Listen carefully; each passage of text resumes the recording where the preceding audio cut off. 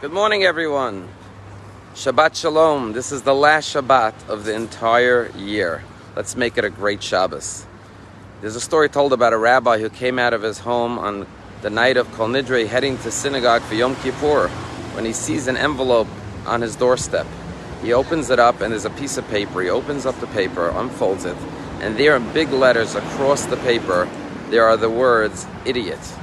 The rabbi puts the paper in his pocket with the envelope, goes to the synagogue. When he gets up to give his Kol Nidre sermon, he takes out the paper and he shows the congregation what he found on his doorstep on the way to the synagogue. And he says to the congregation, you know, I've been a rabbi for over 30 years and I've received many letters from congregants. And many times people write me letters, but they don't sign their name. But this is the first time someone signed their name without attaching a letter to it. And the moral of the story is nobody can hurt you unless you allow them to. You know, today is the 27th day of Elul. Our rabbis tell us that Rosh Hashanah is not actually the birthday of the world as many people think it is. It's actually the birthday of Adam and Eve, who were created on the 6th day of creation.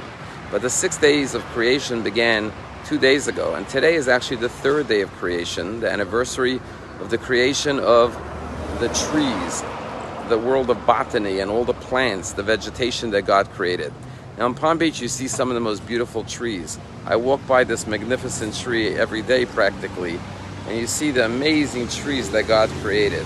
But the Talmud tells us that when God made trees on the 3rd day, which was today, 5,782 years ago, the trees complained to God and they said, God, how are we going to survive? How are we going to exist in this world when the blade of the axe is going to chop us down?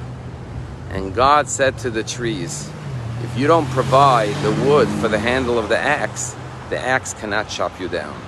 And this profound message is true, that people have free choice how to act towards you, but they can't control how you view the experiences you have in your life, how you narrate the story of your life, how you process and internalize or don't internalize what happens to you. The Talmud tells us that Rosh Hashanah, besides being the anniversary of the creation of Adam and Eve, is also the day that Joseph was freed from prison. And perhaps our rabbis are telling us is that in order to go out of your personal prison, you have to learn from Joseph. See, Joseph never became a victim. Even though his brothers threw him in a pit and his master's wife accused him falsely and he spent 12 years in prison in Egypt, he never viewed himself as a victim. And therefore, when his brothers were so ashamed when he revealed his identity, he said, don't feel bad. You didn't sell me into slavery. God sent me here. In other words, I'm not a victim. I'm not a passive object being sold, helpless and hopeless. I'm an ambassador of God to this land of Egypt to save the land from famine. That's the mentality that brought Joseph to success and to become the viceroy of Egypt. Every one of us must find that ability to think positive, to view life circumstances as blessings. And even when they're challenging, always look for the good and your mission and your purpose and the lessons that you were meant to learn from that experience, and never see yourself as a victim. A story told about this great rabbi who would travel from town to town in the olden days and give deep Talmudic lectures. And he had a wagon driver. And one time when they were going from town to town, the wagon driver said to him, you know, you always get to go to the synagogue. Hundreds of people come to hear your lecture. I wonder what that feels like to get all that honor. By now I know your lecture. I've heard it so many times from town to town. How about if I dress up as the rabbi, you pretend you're my wagon driver, I'll go to the synagogue and give the lecture and get all the honor and recognition. The rabbi said, I'd be happy to do that. So they switch roles. They come to the synagogue. They take the rabbi, who was really the wagon driver, into the synagogue. They put him up at the bima, at the lectern, and he delivers this profound Talmudic lecture, word for word, that he knew verbatim from all the times he heard the rabbi say it.